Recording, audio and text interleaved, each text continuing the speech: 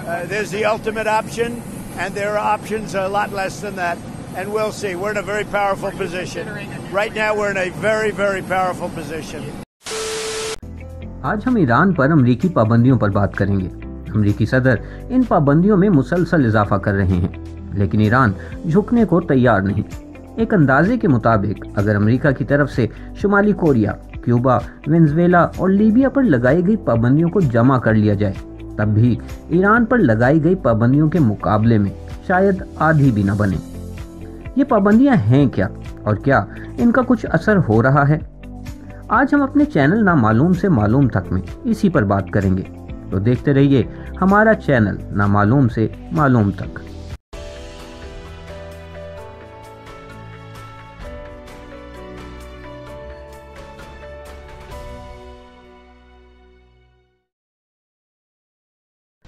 یہ کہنا غلط نہ ہوگا کہ امریکہ اور ایران کافی عرصے سے مسلسل حالت جنگ میں ہیں، مگر یہ دونوں ممالک آمنے سامنے آ کر نہیں لڑتے، بلکہ دونوں ایسے حربے استعمال کرتے نظر آتے ہیں جس سے دوسرے فریق کو غصہ دلایا جا سکے اور پریشان کیا جا سکے۔ عام طور پر ایران مڈل ایسٹ میں موجود مسلح گروپوں کی مدد کرتا نظر آتا ہے اور ساتھ ساتھ روس جیسے امریکہ مخالف ممالک کا بھی بھرپور ساتھ دیتا ہے۔ جواب میں امریکہ کا سب سے بڑا ہتھیار پابندیاں یعنی سینکشنز ہیں۔ سینکشنز ایک ایسا سرکاری حکم ہے جو عام طور پر کسی ملک کے خلاف اس لیے استعمال کیا جاتا ہے تاکہ وہ ملک عالمی قوانین کی پابندی کرے۔ اس میں مختلف طرح کی سفری، مالی اور تجارتی پابندیاں ہو سکتی ہیں، مگر ایران کے خلاف امریکہ اس وقت ان تمام اقسام کی پابندیوں کا سہارا لے رہا ہے۔ کسی قسم کا سفری، مالی یا تجارتی عمل جس کے ذریعے ایرانی حکومت کو کسی بھی قسم کا فائدہ پہنچنے کا شبہ بھی ہو، امریکی قانون کی روشنی میں جرم ہے۔ امریکہ کی پابندیوں کی لسٹ نہایت طویل ہے۔ امریکہ نے ایران کے ساتھ تیل کی تجارت کرنے والی تمام کمپنیوں پر مکمل بین لگا رکھا ہے۔ اسی طرح ایران کے ساتھ مالی لین دین کرنے والی کسی بھی کمپنی یا ملک سے امریکہ مکمل قطع تعلق کر سکتا ہے۔ اسی طرح ایران کی تمام اسٹیل انڈسٹری، کوئلہ، بینک، انشورنس، تعمیری کمپنیاں، بحری جہاز، ہوائی جہاز، سب پر پابندیاں ہیں، یہاں تک کہ ایرانی میوہ جات اور ایرانی قالین خریدنے پر بھی کسی بھی کمپنی یا ملک کو امریکی قہر کا سامنا کرنا پڑ سکتا ہے۔ اگر کوئی شخص ان پابندیوں کے باوجود ایران کے ساتھ تجارت کرے تو امریکی قانون میں اس کے لیے $10 لاکھ جرمانہ یا 20 سال جیل کی سزا ہے، چاہے وہ دنیا کے کسی بھی ملک سے تعلق رکھتا ہو۔ کیونکہ دنیا میں تقریباً تمام کاروبار امریکی ڈالر میں ہوتا ہے، اس لیے ایران دنیا کے زیادہ تر ممالک سے کچھ بھی خریدنے یا بیچنے کے قابل نہیں رہا ہے۔ ویسے تو امریکی پابندیوں کا آغاز ایرانی انقلاب کے بعد ہی ہو گیا تھا، مگر پھر بڑھتا ہی چلا گیا۔ لیکن تباہ کن پابندیوں کا آغاز تب ہوا جب امریکہ کو یہ احساس ہوا کہ بہت جلد ایران ایٹمی ہتھیار بنانے کے قابل ہو جائے گا۔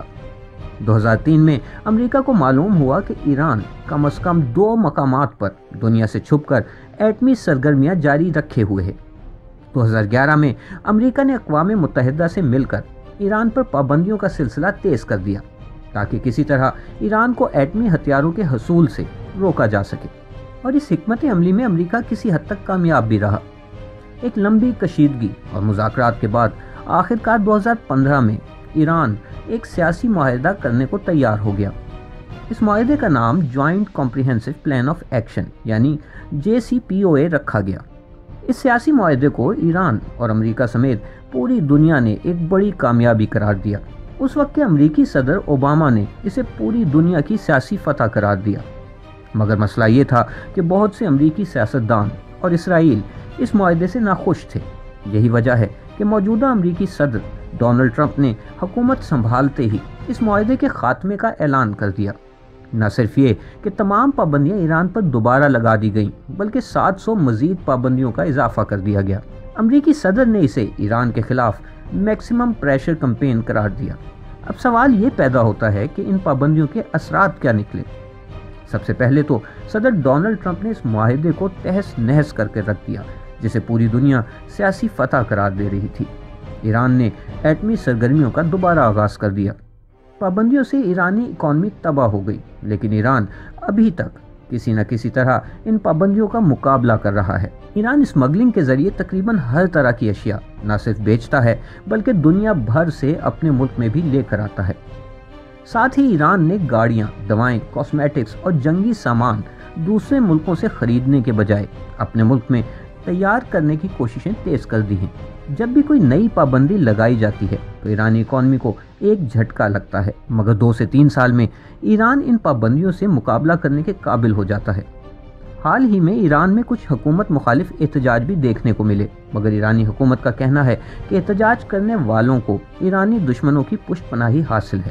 یہ کہنا مشکل ہے کہ امریکی پابندیاں ایران کو روکنے میں کامیاب ہوں گی یا نہیں، مگر پابندیوں کی حمایت میں بولنے والوں کا کہنا ہے کہ ایران کو قابو کرنے کے لیے امریکہ کے پاس دوسرا راستہ صرف جنگ کا ہے، مگر مسئلہ یہ ہے کہ اس جنگ کے نتیجے میں شاید ایران، امریکہ یا کسی اور ملک کو تباہی کے علاوہ کچھ ہاتھ نہیں لگے گا۔